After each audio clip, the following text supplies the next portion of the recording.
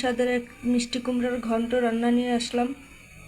তো এই ঘন্টটা আমি কিভাবে রান্না করেছি এই রেসিপিটা আপনারাও দেখে নিন। নমস্কার বন্ধুরা, নিপাস কিচেন অ্যান্ড ব্লগে সবাইকে স্বাগতম। তা আজকে আমি রান্না করব মিষ্টি কুমড়া দিয়ে পুঁই শাকের ঘন্ট। তার জন্য এখানে মিষ্টি কুমড়াটা কেটে নিয়েছি, এখানে পুঁই শাকের ডাঁটা কেটে নিয়েছি, কয়েকটা ঢেঁড়স নিয়েছি, এখানে আছে পুঁই শাক পাতা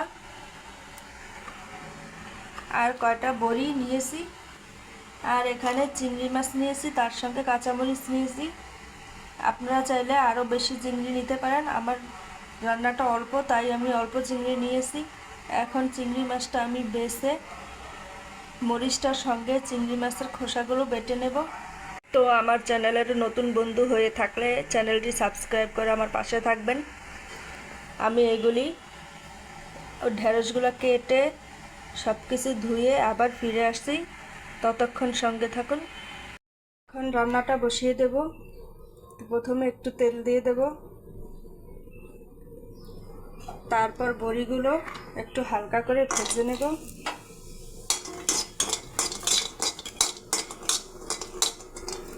এই যে দেখুন বড়িগুলো একটু ভেঙে দিয়েছি, বড়িগুলো ভাজা হয়ে গেছে, উঠিয়ে নিয়েছি। এখন আর একটু সর্ষের তেল দিয়ে দেব।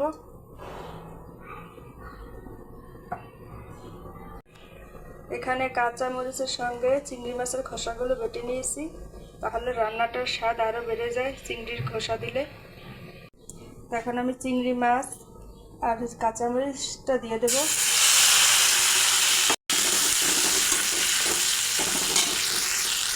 একটু হলুদের গুঁড়া দিয়ে দেব,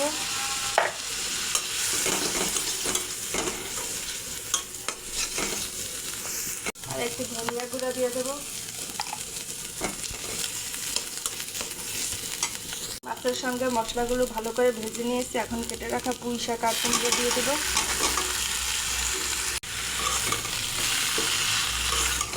একটু মশলার সঙ্গে সবজিটা মিশিয়ে নেব।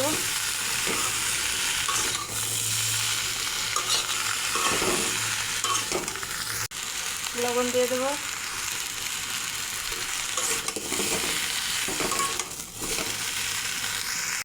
এখন একটু ঢাকনা দিয়ে ঢেকে দেব। এই যে দেখুন ঢাকনাটা দেওয়ার কারণে এখন আমি দিয়ে দেব কেটে রাখা ঢেঁড়স। আবার একটু নাড়াচাড়া করে আবার একটু ঢাকনা দিয়ে ঢেকে দেব। এই যে সবজি সব কষানো হয়ে গেছে, এখন আমি একটু গরম জল দিয়ে দেব।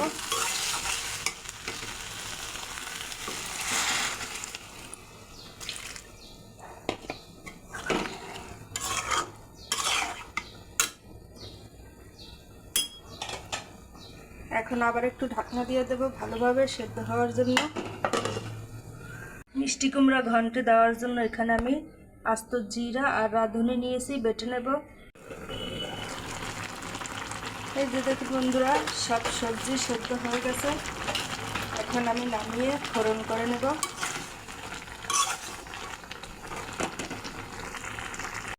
সরষের তেল দিয়ে দেব। ঘন্টতে পাঁচফোড়নটাই বেশি ভালো লাগে, তো একটা তেজপাতা দিয়ে দিলাম, পাঁচফোড়ন।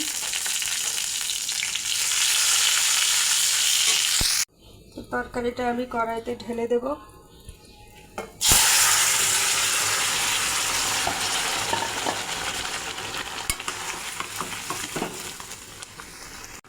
রাঁধুনি আর জিরা বাটাটা দিয়ে দেব। সবশেষে দিয়ে দেবো বড়ি।